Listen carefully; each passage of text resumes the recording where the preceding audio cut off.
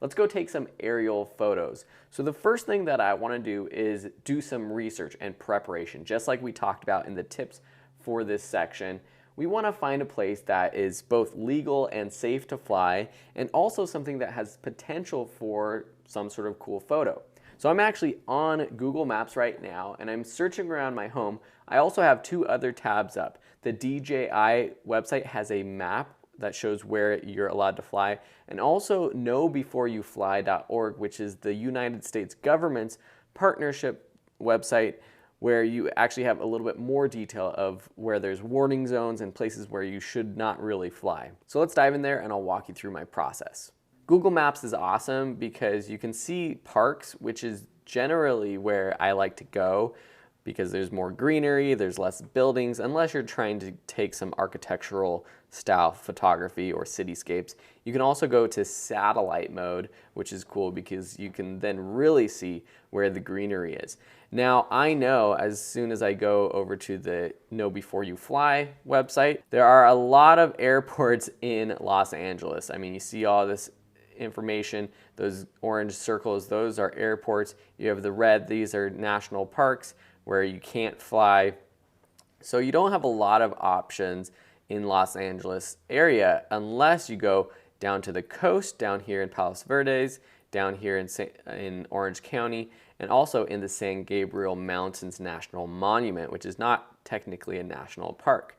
So what I was doing was just doing a little bit of Google Map reconnaissance to go up to this area in Azusa, California, and I was looking at this water reservoir, and I was thinking this would be a very cool place to shoot.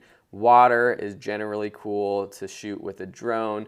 It gives a nice texture and contrast from the landscape. Now, another cool thing that Google Maps has is this 3D mode. If you click the button in the bottom right, you can get sort of a 3D aerial look. And this is basically like flying a drone around, and you can kind of see some cool stuff.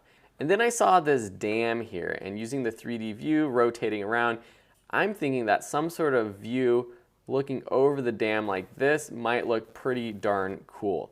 It looks like there's places to park over here. This is another cool thing you can do with Google Maps is do the street view so that you can check and see where might be a good place to actually go fly the drone. So you got to be in sight of the drone. Sitting right here, I think I'll be perfectly inside of the drone flying over that dam right there. So I'm excited. So let's go out, get to this location, and then we'll walk you through what my thoughts are and my processes for getting some cool shots. All right, so we made it here to the canyon, Azusa Canyon, and I'm just going to set up my drone now and kind of walk through some of my thoughts before we actually get up and start flying. So the first thing that I did was I drove past the dam to see what it actually looked like. It's hard to know exactly what it's going to look like from Google Maps. Those maps can sometimes be a few years old, so I didn't even know if there was going to be water in there right now. Luckily there is, because it's going to make this a much more interesting photo. I also drove a little bit further down the road and found another spot which I thought would be a cool takeoff spot. There was also another little dam there, and it looked pretty interesting. As soon as I pulled over though, a ranger stopped me and said that there was a local family of eagles, and so that it wasn't allowed there to fly the drone. So even though I checked the maps and everything, there was a specific reason for that location that we weren't able to fly over there. I'm glad he told me that because I really wouldn't want to disturb any sort of wildlife. So we've got the Phantom 4 Pro Plus here. We've got some cars driving by. I know it's a little bit noisy. We're pretty much ready to go. I'm gonna turn these on. I've already checked to make sure that my batteries are full on both my remote and my drone. One thing I noticed here before we take off, it's good to check out your location, kind of plan your shot beforehand. I know the shot that I want to get is looking down at the dam, so I'm gonna fly right over there at the beginning. Then I'm gonna just fly around and see if there's any other shots that I might like.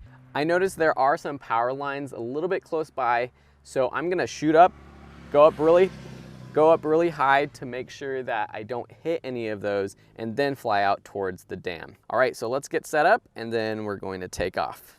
So your drone might be a little bit different, but pretty much all we have to do is wait for the satellites to connect to our drone to make sure we are ready to fly, connecting my remote to the drone. It takes a few moments for it to get connected to the satellites so it knows where it's flying.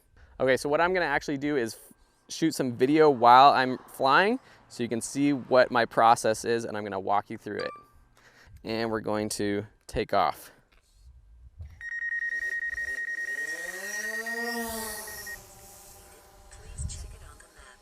All right, so we are going up high to make sure that we don't hit any of those power lines. You can see the mountain in the distance now. And so there's the dam, and we're just gonna fly over there quickly. All right, so we're almost over the dam.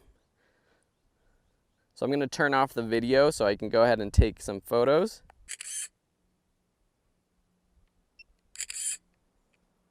I'm gonna take one looking off into the distance while I'm at it. Now I'm turning around and looking down to see if I could get another more interesting shot. We got the water. The water's really green, so maybe I might be able to kind of boost those colors. Now I am at 400 feet with these photos, and that's the maximum that I'm allowed to fly. And so I'm not going to risk it and fly over that. That would not be legal. So let's just take this one. It would be nice to be able to go a little bit higher. All right, so now I'm turning back video. Now you can see kind of where I am. I'm gonna fly out here over the reservoir, and this is gonna be a nice photo as well. So I wanna get this photo looking outwards at the reservoir. Something like this is actually gonna look pretty neat. So paying attention to my battery as well. Let's turn off our video, take a couple shots. It's nice to get those lines, those leading lines of the road, looking out into the distance. Let's go a little bit further. This is a nice video shot, actually revealing the background. And the water, it's got this like green sort of look to it. I'm not sure exactly why. And when I'm here, it's great to see what this looks like. It looks super cool to see this reservoir going almost like a river. So I'm gonna take a couple shots here as well. Tilting up, tilting down. I like to take more photos than necessary, just because you never know what's gonna work in post. This screen is very nice, but it's not as good as looking at the photo on your computer. So I'm just moving forward a little bit now, taking a few more shots while I go, revealing more of the reservoir. So now I'm gonna turn around again, look at the dam. Not too interesting, but you get the lines of the reservoir, the water, the street. Looks pretty cool. Okay, so let's turn on our video again. Paying attention to our battery. We are still at 68%. So I'm gonna go out over to this sort of peninsula in the middle of the reservoir, see if there's anything interesting over there while we're at it. And that's a nice little use of leading lines as well. So let's take some photos.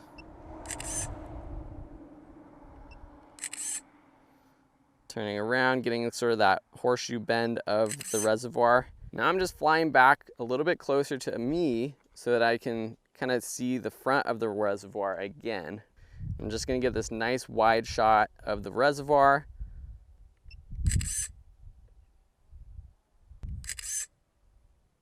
So now I'm gonna go over to the side of the mountain just a little bit more to see if I could get more of that leading line of the road. Nice little landscape shots. Now what I wanna do while I'm up here is just get some shots looking straight down at the reservoir itself. I think I'll be able to do a really cool edit with a photo like this. Now the last thing I'm gonna do before I get my camera back, hopefully in one piece, is go as low as possible to get sort of a better shot of the water with a little bit more detail. So I'm going down closer to the water, as close as I am going to risk it. So see how this is a completely different perspective than the one from up top? It gives the dam at the end a little bit more prominence because you can see actually how tall it is.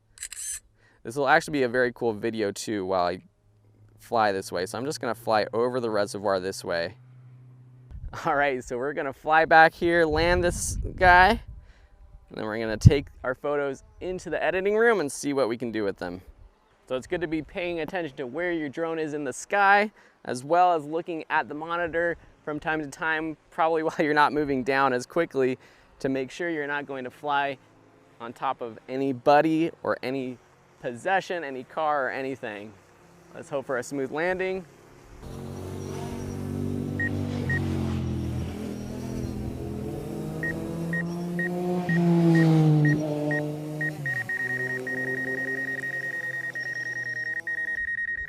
And there we are. So we are back. We're gonna go into the car now and take a closer look at some of these photos that we've shot. All right, so we are back in the car, and I just wanted to check out some of these photos. We can see them.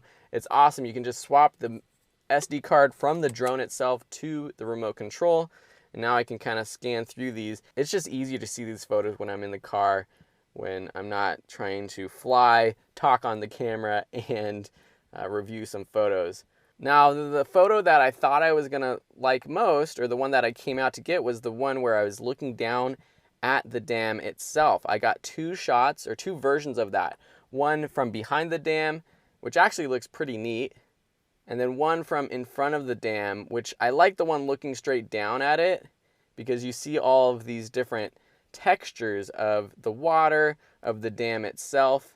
And I'm pretty happy with that, but I'm also very happy that I was able to get some more shots around the reservoir, looking at the leading lines, and overall, I'm super happy with these photos. I'm going to be taking these photos into the editing room to see what I can do with them to really make them pop a little bit more. The colors, I think, will be interesting once I start to play around with them in post. Right now, it's all a little bit bland, lots of greens, turquoise, browns, which could be a nice sort of natural looking photo, but I'm ready to have some fun with them.